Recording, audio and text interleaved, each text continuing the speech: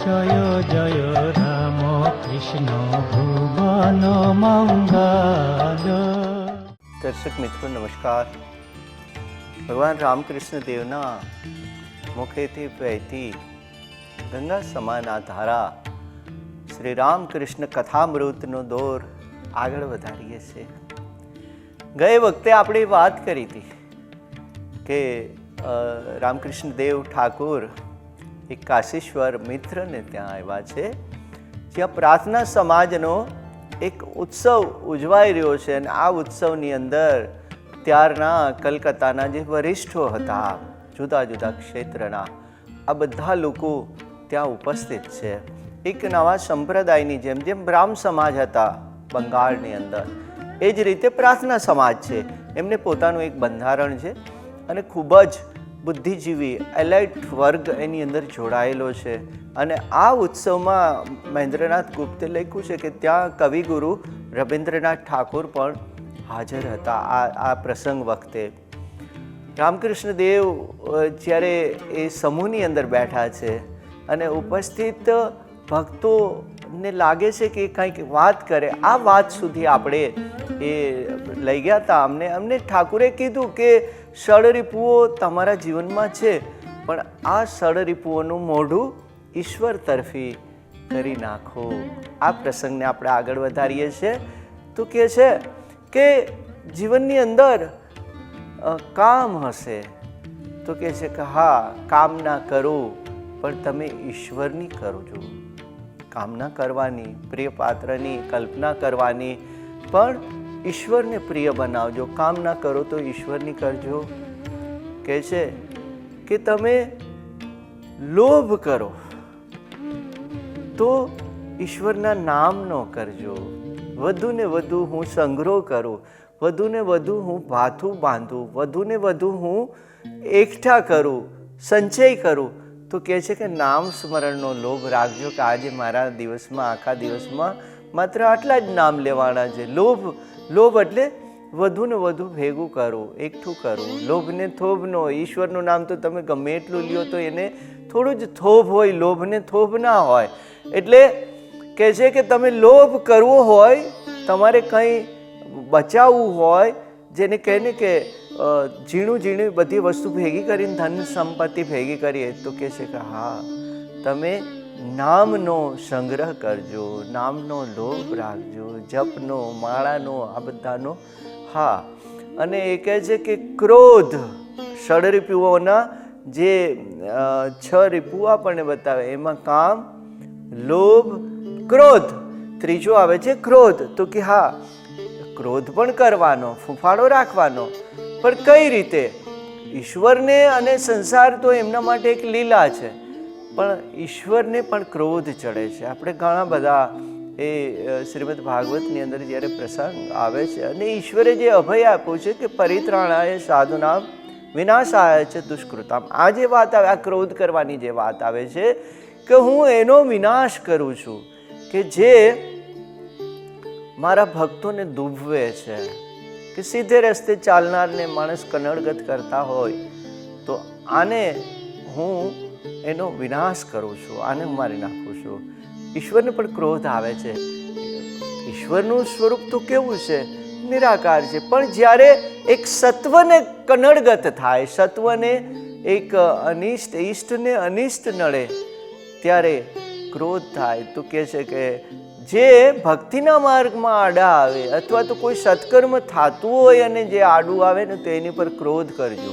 એ ક્રોધ નડશે નહીં, એ ક્રોધ તમને બંધનમાં નહીં નાખે, થોડોક ફફાડો રાખવાનો। અને આ ભક્તોને જો, ભક્તોના જીવન જોઈએ તો કેટલા બધા સરળ હતા।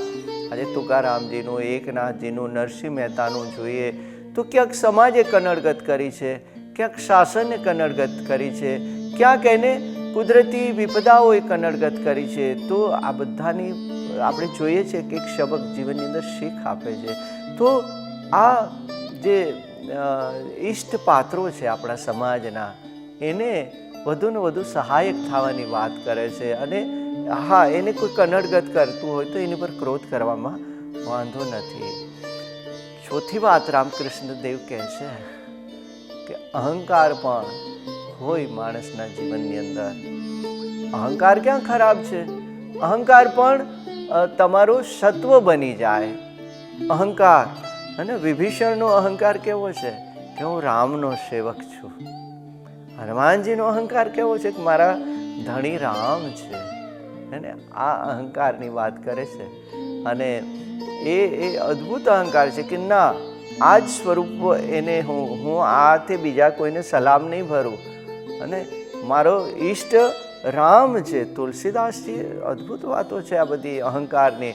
વિભીષણે કીધું કે હું રામના પગે પડ્યો છું, તો હવે આ માથું બીજે નમશે નહીં. સૌરાષ્ટ્ર નહીં, ઘોઘાવદરના દાસી જીવન એ કહેતા કે હા, હું તો મોટા ધણીની ધણિયાણી છું. માભાથી રહેતા હતા. અહંકાર, સાત્વિક અહંકાર. તો ઈશ્વરની આ જે સડરીપુઓ છે, તો એનો ભાવ બદલી નાખો. મન કે બેર કો ભાવ સે બદલો. આને એક ભાવથી બદલવાની વાત છે કે તમારા જે સડરીપુઓ છે, વેરી છે, એને ભાવથી બદલી નાખો.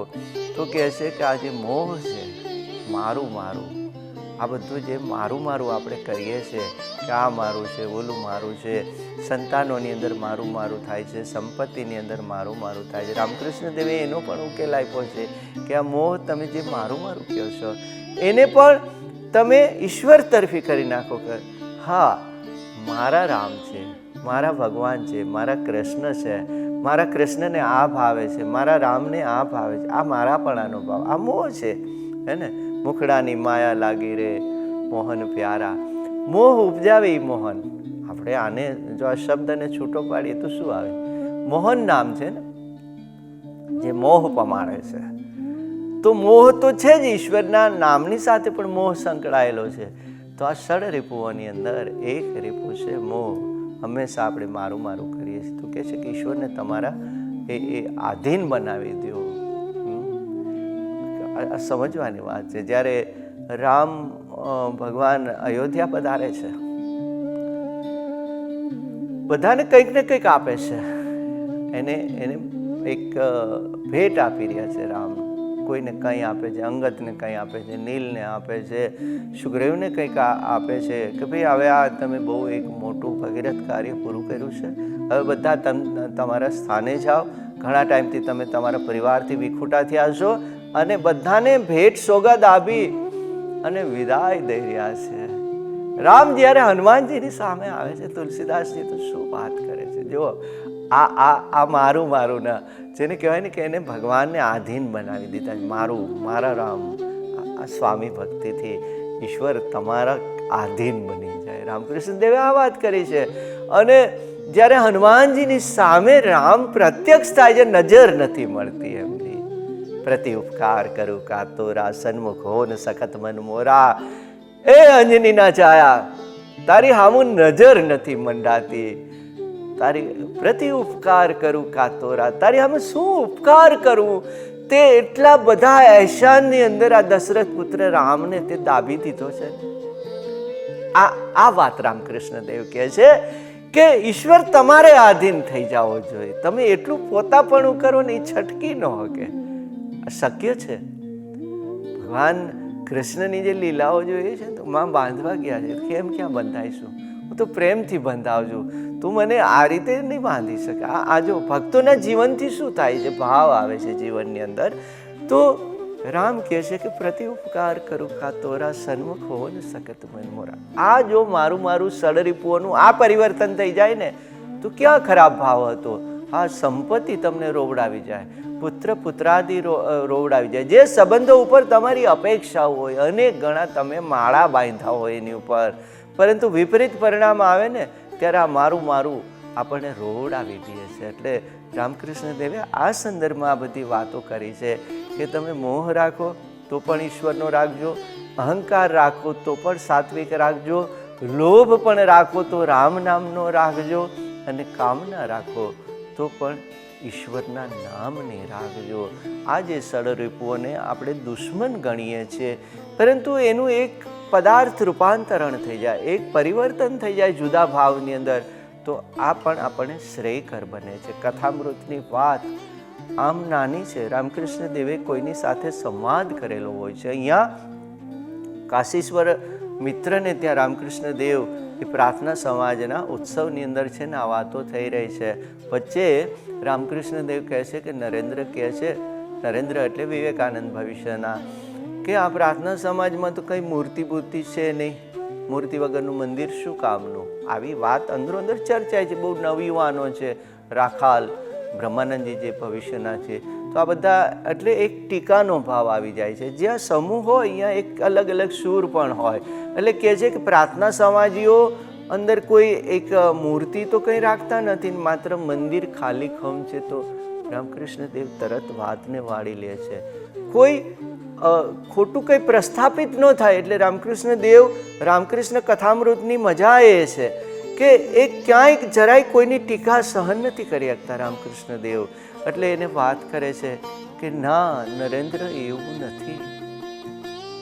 મંદિરનું શિખર જોઈએ ને, મંદિરની ધજા જોઈએ ને, એટલે આપણા મનમાં ભાવ આવે. એટલા માટે એ જરૂરી છે. એ પ્રાર્થના સમાજના આ સાંજ પડી ગઈ છે, શંખ ધ્વનિ થઈ રહ્યો છે અને વેદી ઉપરથી સમૂહની અંદર મંત્રોચ્ચારણ થઈ રહ્યું છે. અને ખૂબ જ લર્નેડ લોકો છે, વિદ્વાન લોકોનો પ્રાર્થના સમાજ બનેલો છે. જ્યાં કવિગુરુ પધાર્યા હોય ને બેઠા હોય તો એ તો કેટલા વિદ્વાન લોકોનો છે. તો અહીંયા વેદોક્ત મંત્રોનો એ ધ્વનિ થઈ રહ્યો છે અને આ ધ્વનિનો નાદ રામકૃષ્ણ દેવના કાને પડે છે એટલે તરત એને સમાધિ લાગી જાય છે રામકૃષ્ણ દેવને. અને મહેમાનો છે, આ કાશીશ્વર મિત્રના દીકરા ઉત્સાહપૂર્વક રામકૃષ્ણ દેવને અહીંયા તેડી તો લાવ્યા છે, પરંતુ ઉંમરમાં નાના છે એટલે કોને કઈ રીતે સાચવવા, કોની કઈ રીતે સરભરા કરવી એ એમને ખબર નથી. એટલે રામકૃષ્ણ દેવને એમના આ ચેપ્ટરની અંદર, આ પ્રકરણની અંદર બહુ સુંદર વાત લખાયેલી છે. મહેન્દ્રનાથ ગુપ્તે ક્યાંય છુપાયું નથી. એ લખે છે કે ઘરના જે યજમાનો છે એ તો ઠાકુરને ભૂલી ગયા છે અને જ્યાં જનમેદની સમૂહ એક વધારે પડતી ભીડ છે એમાં રામકૃષ્ણ દેવને કોઈ જમવાનું પૂછતું નથી. એટલે ગુસ્સાથી રાખાલ મહાશય અને નરેન્દ્ર કહે છે કે આપણે અહીંથી જતા રહીએ. જો અહીંયા રામકૃષ્ણ દેવનું એક કેટલું કોમળ અને કરુણ હૃદય છે એની વાત આની અંદર વણી લીધી છે મહેન્દ્રનાથ ગુપ્તે. આ લોકો કહે છે કે આપણે ભાગીને જતા રહીએ, આવામાં કોણ રહીએ, આપણો કોઈ ભાવ નથી પૂછતું અહીંયા તો. અને યજમાન તો કેવા કહેવાય કે અહીંયા આપણને એ બોલાવ્યા છે અને આપણી કોઈ સરભરા નથી કરતું, આપણે જતા રહીએ. મહેન્દ્રનાથ ગુપ્ત લખે છે કે રામકૃષ્ણ દેવ એમની સાથે દાદરો ચડીને ઉપર ગયા છે, જ્યાં ભોજનની વ્યવસ્થા છે, જ્યાં પંગત પડી છે એવા છેવાડાના ભાગે, બિલકુલ રામકૃષ્ણ દેવ બિલકુલ છેવાડાના ભાગે જ્યાં પગરખાન એવું બધું પડેલું છે ત્યાં પોતાના શિષ્યોને લઈ અને પંગતમાં બેઠા છે. રાખાલ મહાશય આની અંદર હાજર છે અને મહેન્દ્રનાથ ગુપ્તને જ્યારે આ વાત કરે છે કે ઠાકુર કેટલા કરુણામય છે, એને એવું લાગે છે કે હું જેની ઘરે આવ્યો છું અને જો અન્ન લીધા વગર એક પ્રસાદનો ઇનકાર કરીને હું જઈશ તો આમનું કંઈક અનિષ્ટ થાય. આંગણેથી આવેલા અતિથિ નારાજ થઈને જાય, એને પણ મનમાં દ્વિધા થશે, એને ગિલ્ટી કોન્શિયસ છે, એમને કંઈક અંદરથી એવું ગિલ્ટી થશે કે મારા આંગણેથી, જ્યારે એને ખબર પડશે કે રામકૃષ્ણ દેવને તો ખાધા વગર જતા રહ્યા છે, પણ કે ના, જે ભાવે એટલું થોડુંક તો થોડુંક પણ અન્ન ગ્રહણ કરી અને આપણે અહીંથી જઈએ. રામકૃષ્ણ દેવ આ પ્રસંગ ઘણો અગત્યનો છે આની અંદર, રામકૃષ્ણ કથામૃતની અંદર, કે એને માન સ્વમાનથી પર છે, એને વાહવા કે પગે પડે કે એ ક્યારેય ગમ્યું નથી. અહીંયા પણ જ્યારે અપમાનિત અવસ્થાની અંદર છે, યજમાનની ઘરે એક અપમાનની નજીકનો આ પ્રસંગ હતો, છતાં પણ રામકૃષ્ણ દેવ ત્યાં બેઠા છે, અન્ન ગ્રહણ કર્યું છે. અને ત્યારના રિવાજ મુજબ એ શિષ્યોને કહે છે કે આ ઘોડાગાડી અકિંચન સંન્યાસી છે, જેની પાસે ભાડાના પણ પૈસા નથી હોતા, સંગ્રહ તો નામનો પણ નથી. રામકૃષ્ણ દેવ કહે છે કે તમે ઘરધણી પાસેથી ભાડું લઈ આવો, ઘોડાગાડીનું ભાડું કોણ આપશે? કથામૃતમાં આ વાત લખાયેલી છે કે શિષ્યો ત્યાં ગયા છે અને ઘરધણી બધી ધમાલની અંદર આને માંડ 3 રૂપિયા આવે ને કે હવે તમે એ કરી લેજો, એમ કરીને એમને ત્યાંથી તગડી મૂકે છે. દક્ષિણેશ્વર આવ્યા છે. એક પછી એક દિવસો જાય છે. 1883નો આ ગાળો છે. મહેન્દ્રનાથ ગુપ્તે એક દિવસનું આમાં વર્ણન કરેલું છે. આજના દિવસમાં લખે છે રામકૃષ્ણ દેવના કે 27 મે 1883 એ સોમવારના દિવસની આ વાત લખાયેલી છે કે ઠાકોર ગંગાજીમાં ગયા છે, ત્યાં સ્નાન કરેલું છે. એ થોડાક ભીના વસ્ત્રે દક્ષિણેશ્વરમાં મા ભવતારીણીના મંદિરે આવે છે. ત્યાં અને માની સામે પ્રાર્થના કરી રહ્યા છે. રામકૃષ્ણ કથામૃતના ઘણા પ્રસંગોની એટલી મજા છે. અહીંયા એ અક્ષરશ લખે છે કે ઠાકોર માને નમન કરે છે, માના ખડગ સામું જોઈ રહ્યા છે અને ક્યાંક એકાદ ફૂલ લઈ અને માને ચડાવી રહ્યા છે. બીજી જ ક્ષણે એનું એ ફૂલ પોતાના માથા ઉપર મૂકે છે. આ દ્રશ્યને જોઈ રહ્યા છે. રાકાલ માસે, નરેન્દ્રનાથ, આ બધા ઊભા છે. એમના યુવાન શિષ્યો જોવે છે કે ઠાકોરની તો એ લીલા અદ્ભુત, ક્યાં બધું સહજ લાગે છે, ક્યાંય વિધિ વિધાનથી પર. અને એટલે રામકૃષ્ણ દેવ ઘણી વાર કહે છે કે તમને ઈશ્વર પ્રત્યે જ્યારે સ્નેહ પેદા થાય ને, રાગ નહીં, અનુરાગ પેદા થાય ને. રાગ તો ભૌતિક પદાર્થોની અંદર, એષણાઓ, લાલસાઓ, મોહ, આ બધું મિથ્યા પદાર્થોની અંદર માણસને રાગ પેદા થાય. અહીંયા તો અનુરાગની વાત કરે છે કે ઈશ્વર પ્રત્યે તમને જ્યારે સ્નેહ જાગે, વાસ્તવમાં જેને પ્રેમનું એક પવિત્ર સ્વરૂપ તમારા જીવનમાં પ્રવેશે ને, ત્યારે કેવું છે કે પાપ પુણ્ય ત્યાં ટકતું નથી. ક્યાં પણ એક પાપ પુણ્ય રહે. પાપ પુણ્ય કેવું છે? એક ક્યાંક વરસાદી પાણી ભરેલું એક નાનું ખાબોચિયું હોય, જે સડતું હોય. પાપનું સ્વરૂપ રામકૃષ્ણ દેવ કહે છે કે ખાબોચિયાની જેવું તમારા જીવનની અંદર પાપ ક્યાંક પ્રવેશી ગયું હોય, પરંતુ તમારા જીવનની અંદર જ્યારે ઈશ્વર પ્રત્યેનો સાચો સ્નેહ આવે, પ્રેમ આવે ને, એ સ્નેહ કેવો હશે, ઈશ્વરનું સ્વરૂપ કેવું હશે? તો કહે છે કે જાજ્વલ્યમાન પૂર્ણ પ્રકાશિત સૂર્ય જેવું. એ સૂર્યની ગરમી, એનો તાપ એ આ પાપને બાળી નાખે છે. પછી તમારે કોઈ વિધિ વિધાન કરવાની જરૂર નથી. માત્ર ને માત્ર સાચો સ્નેહ જે શબરીજીને અંદર હતો, એને એક સાચો પ્રેમ હોય ને, એટલે તમને પાપની બહુ ચિંતા ન કરતા, તમે કોઈ વિધિ વિધાનની અંદર એ પડતા નહીં. હા, એ તાકાતથી ઈશ્વર પ્રત્યે તમારું સંપૂર્ણ એ સમર્પણ હોવું જોઈએ. આ વાત રામકૃષ્ણ દેવે કરી છે. હવે બીજા ભક્તો જ્યારે બેઠા છે, રામકૃષ્ણ દેવનું જે આજુબાજુનું વર્ણન આવે છે કે કોક ઊભું થઈને જાય, ત્યાં પાછું કોક પ્રવેશે છે, અને એ પણ ઠાકુરને રાજી કરવા માટે કોઈ એક ગાઈ રહ્યા છે. કંઈક જે ગોસ્વામીઓ આવે છે, જે ચૈતન્ય મહાપ્રભુજીના એમના અનુયાયીઓ આવે છે, એમને ખબર છે કે અમુક ગીત ગાવાથી ઠાકુર ભાવ સમાધિમાં જતા રહ્યા, અને આવીને આ જ બધા કરે છે. અને સુંદર એ રાધાજીના ભાવનું કોઈ ગીત ગાય છે, કોઈ કૃષ્ણના વિરહનું ગીત ગાય છે. ગોસ્વામીજી કોઈ આવ્યા છે, બેઠા છે ત્યાં. હવે રામકૃષ્ણ દેવ એમની સાથે વાત કરતાં કરતાં સમાધિસ્થ થઈ જાય છે. થોડી વાર પાછું ભાવ ઉતરે છે. એટલે એક સુંદર વાત કરી રહ્યા છે રામકૃષ્ણ દેવ. કહે છે કે આપણે બધી મિથ્યા ચર્ચાઓ કરીએ છીએ, પણ એમાં પડવું ન જોઈએ. હવે દરેકને પોતાના ઈષ્ટ પ્રત્યે એક ભાવ જ હોય. એટલે દરેક એક નાના, અમારા તો બ્રહ્માજી મોટા છે, કોઈ કંઈક નાના, અમારા તો શિવજી મોટા છે, કોઈ કંઈક નાના, અમે તો વૈષ્ણવ છીએ, અમારા તો એ લાલજી મોટા છે. તો કોઈ સંપ્રદાયના કે ના અમે મોટા છીએ. એની અંદર બર્દવાનના એક પંડિતજીની વાત રામકૃષ્ણ દેવ કહે છે કે બર્દવાનના એ સભા પંડિતને કોઈએ પૂછ્યું કે બ્રહ્માજી મોટા કે શિવજી મોટા?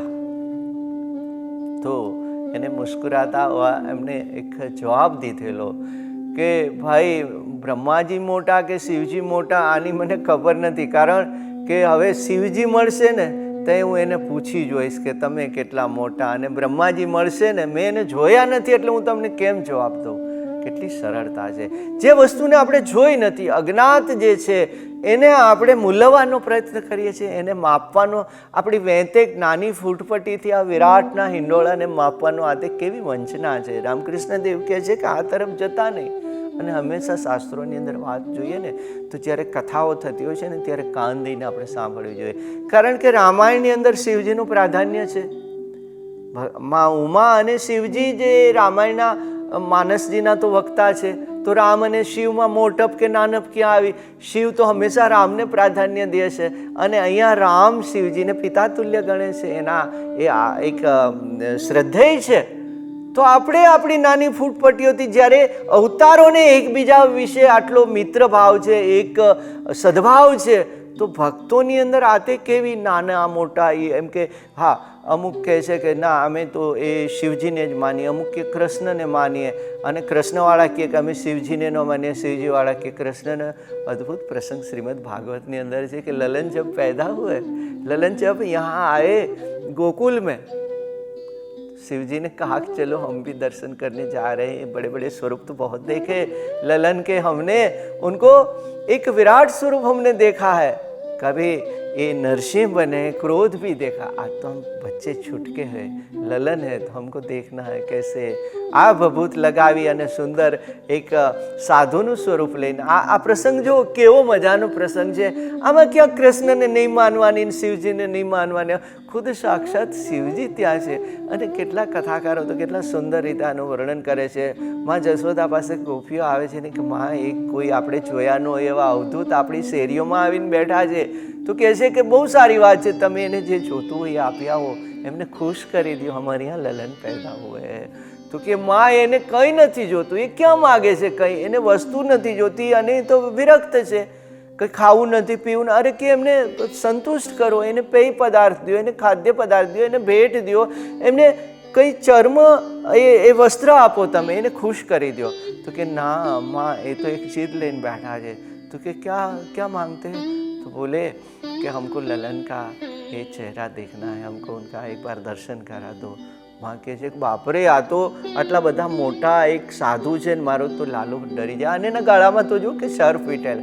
અદ્ભુત પ્રસંગોની વાત શ્રીમદ ભાગવતના વર્ણનમાં આપણે ભાવ વિભોર થઈ જાય. હવે આમાં નાના મોટાની ક્યાં વાત? રામકૃષ્ણ દેવ કહે છે કે કોઈ મોટું નથી, કોઈ નાનું નથી. હા, તમે એક પ્રત્યે તમારા એક ભાવને દ્રઢતા રાખજો, કોઈ પણ તમારા ઈષ્ટદેવ પ્રત્યે તમે દ્રઢતા રાખજો, પણ બધાની સાથે મીઠા સંબંધ રાખજો, બધાની સાથે એક ભાવથી નમન કરજો. ગમે ત્યાં જાય, શિવાલય હોય, દેવાલય હોય, ચર્ચ હોય, કંઈ પણ હોય, તો આપણું મસ્તક તો નમી જવું જોઈએ, કારણ કે અહીંયા ઈશ્વરનો વાસ છે, ક્યાંક પવિત્રતાનો વાસ છે. એટલે સદભાવ રાખવાની રામકૃષ્ણ દેવે વાત કરી છે. દર્શક મિત્રો, કથામૃતની વાત ક્યારે અટકતી નથી ને સમય ક્યારે પૂરો થઈ જાય એ પણ ખબર નથી પડતી. GTPLના પ્રશંસનીય પ્રયત્નથી આજે કથામૃત આપણે સાંભળીએ છીએ. આપ પણ સાંભળો છો. ફરી પાછા રામકૃષ્ણ દેવની આ વાતો લઈ અને આપની સમક્ષ રજૂ થશું. ત્યાં સુધી નમસ્કાર. જય ઠાકોર. જય જય રામ કૃષ્ણ ભુવન મંગલ.